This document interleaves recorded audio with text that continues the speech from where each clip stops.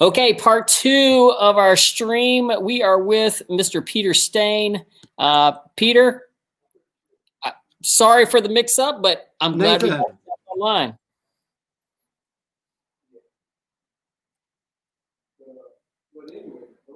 Can you hear me now? Looks like we're still having a bit of an issue.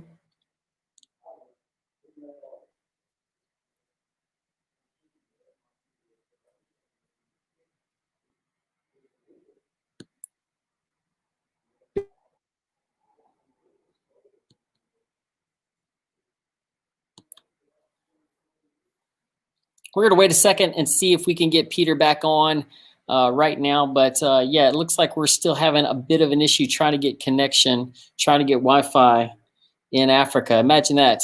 A little bit difficult.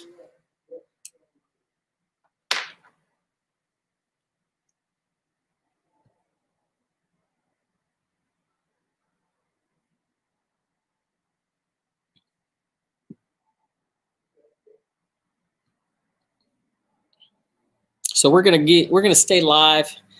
Some of you may be watching the stream.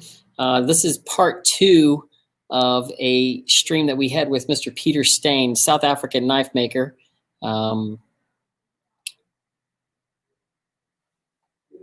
see if this is maybe him. How about now, Peter? We back again. All right. Well, there we are. Sorry for all of the issues we're having with the connection, but I think we figured it out right now. We were at the point where I was showing some of the knives that you had sent us in this last shipment, but you sent us we've had a fairly number of good knives over the years on our website, but one of the great things that I love about the Guild show, as well as the Blade show and other, is like not just looking at knives. All the knives are great. I love hanging out with you, seeing the new things that you do, but really enjoy spending time with you and Joyce and seeing some of the things. In fact, we get ideas from you guys. One of the ideas we got was these little bitty geckos, these little wire from you guys. We've seen another shipment coming. Well, I can't wait to get them. Our customers love them. We give them to them every time they buy a knife. They get one of these little wire geckos or something else. And anyway, just little ideas like that. You and Joyce are always. This is what I love about you guys. We meet you and you have ideas, and you're not just I mean, at this point in your life, you could be off on a beach somewhere just hanging out, but instead you're doing things that other people don't even think about doing. Yeah. Well, most of those ideas are Joyce's, eh? I'm really just a knife maker. Well, we figured that out a long time ago as well. So, so we're glad to have both of you on board, and y'all make a great team. So that's if you know about Peter, you know that him and Joyce make a great pair. And so we always love getting it. In fact, she's the one that kind of puts together all of these little packages, right? And she, has all the COA. It's all just packaged real nice and has all the information all nice and neat. I can't imagine you doing that. No, I'm not a paper man. You're a steel man. So tell us, what kind of steel do you work with when you're doing these knives? I know what kind of steel are you using, and what do you like doing best with? The knives you've got there now are all Bowler N690. It's a nice middle of the range steel, about 56, 58 Rockwell. Yeah, I find it very, very nice to work with. Now, most of these are the stainless, but I do have this one right here that has some Damascus on it. What kind of Damascus is that? That is American Damascus, Rob Thomas. We bought that in the States many years ago. Fantastic steel, good stuff. But you use N690, and then you put. This is what we were talking about. While when we had a little issue, I was telling about the patterning that you put on here and the way that you do that. Yeah, that's just bead blasted on. Yeah, it's a simple process, but it's new, it's different, and you got to have something new all the time. It has to evolve. Right. Well, you're always having something that, either the tumbled finish or the blasted finish, something that makes it unique, each one unique and different. Absolutely. How do you like the daggers? I love the daggers. I didn't know what kind of handle material. I see the brass and the copper overlays, but what kind of handle material are these? Raffir. It's a handle material we buy from a guy. We bought it from a guy at the Blade at the Guild show.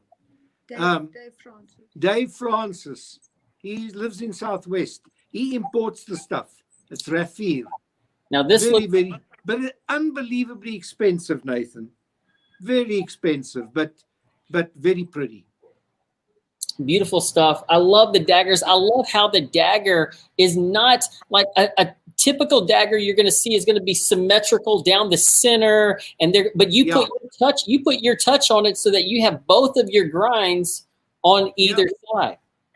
Well, we call that a double Covex. Yeah. It's a Covex grind like the rest of the knives. It's just that in that instance, it's a double Covex. It's the same on both sides. And again, it's different. Absolutely. I mean, that's what I love about what you do. So, and then also, one of the new things on the clickers that we didn't really talk about was the bottle opener. You just added that to the last few. Bottle opener and the glass breaker on the end. Right. Yep. Yeah, that's a glass breaker. Again, and the handle finish, the handle shape is a new shape with the scallops, right, which just makes it a little bit different. Well, and good. all the layers, all the laminates on all the knives, you won't believe it, but all those materials are stuck together with double-sided tape. So you're not There's no adhesive. Right. Yeah, that's what I was trying to explain, but you can explain a little bit better about that instead of having explain that versus having a glue. Yeah, I used to glue them, but as you know, not a lot of things. Aluminium, brass, and copper doesn't stick to any adhesive, but I'll tell you what, it sticks to this double-sided tape. It really is unbelievable. And once it's all stuck together, I put the blank in a press, and you're going to fall off your chair now, but I press it to 8,000 PSI. Well, I just fell off my chair. That's a lot of pressure right there. Yeah, and you can't do it on the wood, but you can do it on the G10s and that sort of stuff. Well, and on the wood, I only go to about 3,000 PSI. Now I see right here, this is actually, it looks like a copper and aluminum, with the wood handle on it. Yes. Yeah. It looks fantastic. Now, all that layering, all that laminate is all stuck together with double-sided tape. My little everyday carry knife, ends up in the dishwasher. It must have been in the dishwasher 20 or 50 times, I don't know. And there's no lead it's not coming loose, nothing. It's like the day it was born, eh? Mm-hmm. This is really awesome stuff. Well, I appreciate you sending us a few knives. I appreciate you telling us a little bit about what you do and how you do it and how it's a little bit different than everybody else. I'm excited. Yeah. I'm excited to let me take this off. I'm just excited to be able to talk to you face to face. Really, it's been a little while, and I don't even know. I know that Guild show is canceled for this next year. For this year, and hopefully we can have it again next year. Well, I hope so. But before you go off, I just want to tell you that I've located the most awesome liner material in the States. Mm-hmm. And I'm going to send you a couple of knives with possibly red, white, and blue layering. I think that would be nice.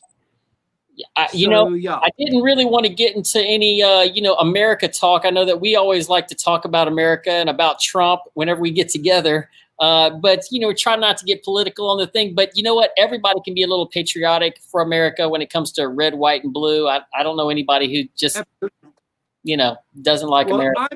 I'm even patriotic about it. There you red, go. white, and blue.